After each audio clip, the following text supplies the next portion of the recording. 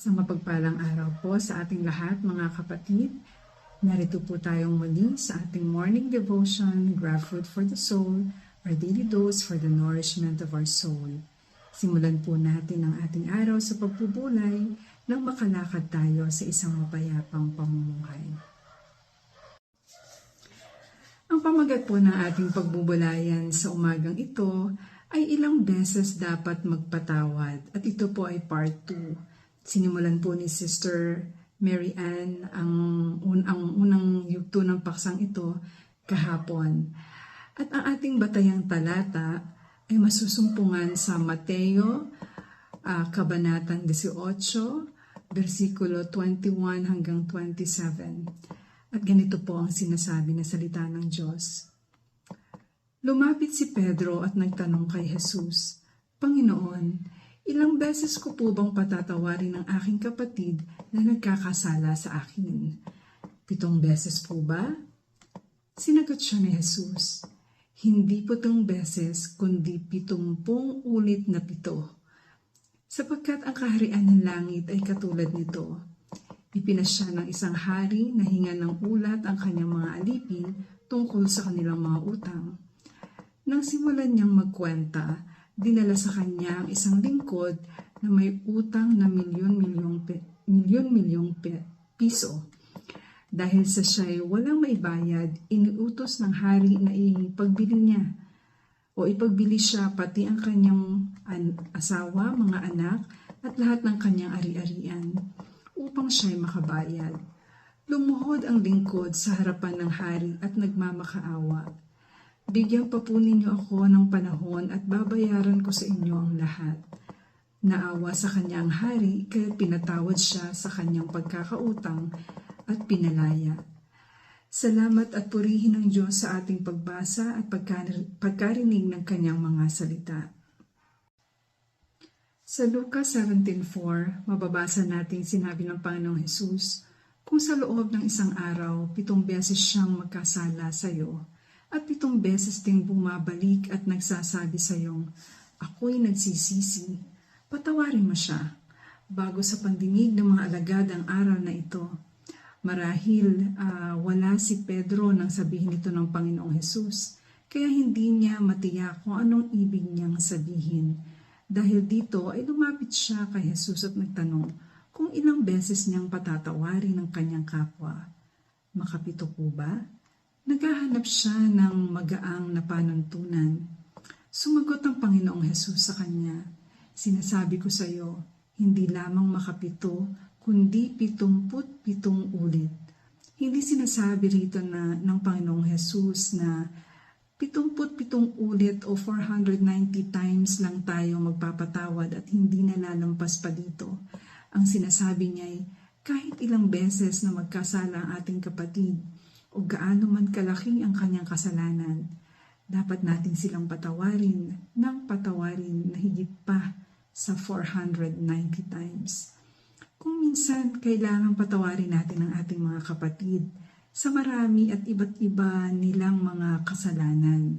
Kung minsan naman, kailangan natin silang patawarin sa isang kasalanang paulit-ulit niyang nagagawa. Kung minsan naman, kailangang paulit-ulit tayong magpatawad kahit isang beses lang siyang nagkasala sa atin. Maaring isang araw ay napatawad natin ang ating kapatid sa isa niyang kasalanan, ngunit kinabukasan, iiral na naman sa atin yung espiritong mapaghinanakit. Kung gayon, dapat natin siyang patawarin ng paulit-ulit sa kasalanang iyon.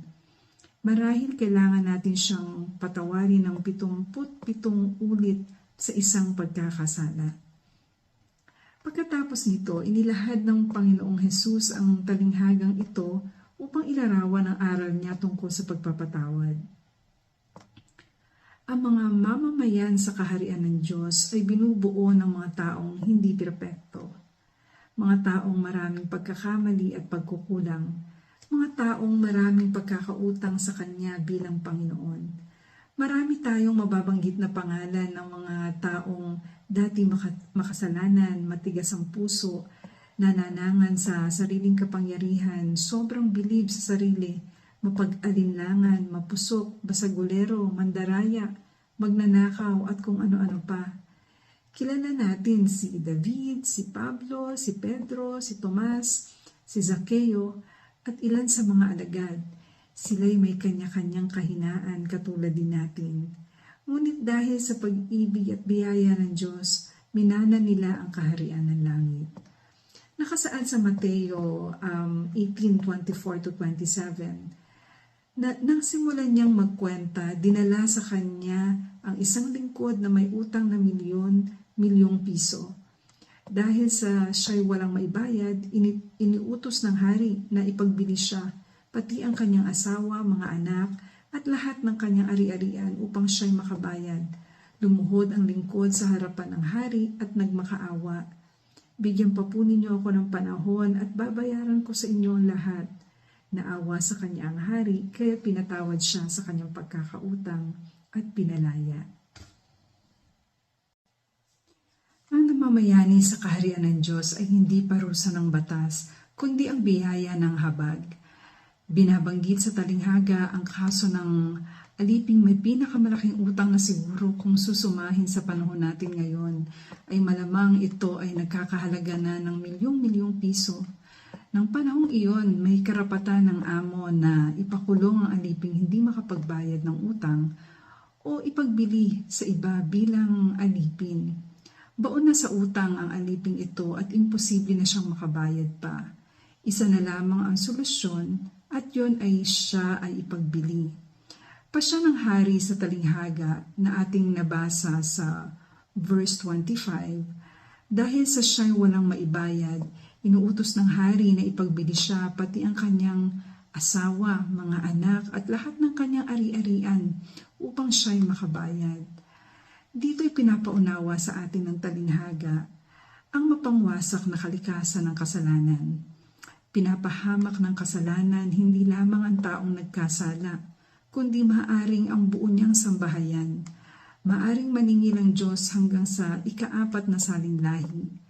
Wika nga sa Deuteronomy chapter 5 verse 9, huwag mo silang yuyurakan ni sasambahin, sapagkat akong si Yahweh na iyong Diyos ay mapanibuhuing Diyos. Ang kasalanan ng mga magulang ay sinisingil ko sa kanilang mga anak hanggang sa 3 at 4 na salinlahi. Sa talinghaga, ang nangibabaw ay hindi ang parusa ng batas, kundi ang biyaya ng habag. Nahabag ang hari sa aliping baon sa pagkakautang, kaya't siya'y pinatawad at pinalaya. Katulad ng aliping ito, wala tayong maaring i-demand sa Diyos sa dami ng ating kasalanan. Sa laki ng ating pagkakautang, wala tayong maaring magawang anumang sapat upang ipangtubos sa ating pagkakautang. Ngunit ang mabuting balita, katulad nga ng sinabi natin ng Panginoong Hesus, na ang pagpapatawad ay ibibigay sa lahat ng taong humihingi ng pagpapatawad sa ating Diyos. At ito ay masusumpungan natin dahil sa habag ng Diyos. Sa kabila ng ating mga kasalanan at pagkukulang, hindi tayo itinaboy ng Diyos mula sa kanyang kaharian. Sakop pa rin tayo ng kanyang pag-ibig at biyaya. Ngunit dapat nating tandaang darating ang araw ng pagsusulit. There is a time for accounting. Ang sabi nga sa talata na ating nabasa, ipinasya ng ating hari na hingan ng ulat ang kanyang mga alipin tungkol sa kanilang mga utang. Tayo pong lahat ay manalangin. Ama naming makapangyarihan sa lahat, Ama, maraming salamat po sa umagang ito, sa inyo pong mapagpalang mensahe, O Lord. Nawa po, kami po ay makapakinig at buksan po ninyo ang aming mga isip at puso, Lord, na ang aming napakinggan ay may apply namin sa aming pang-araw-araw na pamumuhay. At lagi namin tandaan, O Lord, na kami ay inyong tinawag upang magpatawad katulad ng pagpapatawad ninyo sa aming mga kasalanan. Ama, sa umagang ito o sa araw na ito, Lord, kami po inyong samahan at ingatan. Nawa po lahat po ng aming pong mga anak na magsisipagpasok at lahat po ng mga manggagawa, Lord, na papasok na sa kanilang trabaho at kanilang mga negosyo. At ang lahat po sa amin, Lord, sa kanya-kanya naming mga lakarin sa araw na ito, nawa po kami inyong samahan at pangunahan, Ama. I-bless niyo po ang aming mga gawa at ilingap niyo po ang inyong mukha sa amin, Lord. May you guide us, Lord, and keep us. And may you empower us, O Lord, to be able to do what you want us to do, Lord, and be where you want us to be. We pray this in the mighty name of Jesus Christ. Amen. Papuri at pasasalamat sa ating Panginoong Hesus sa ating pinagbulay-bulayan na kanyang mga salita. A friendly reminder po sa bawat isa sa atin, be Christ-like in your workplace today, and wherever God would put us, let us be Christ-like. Humayo po tayo at maglingkod.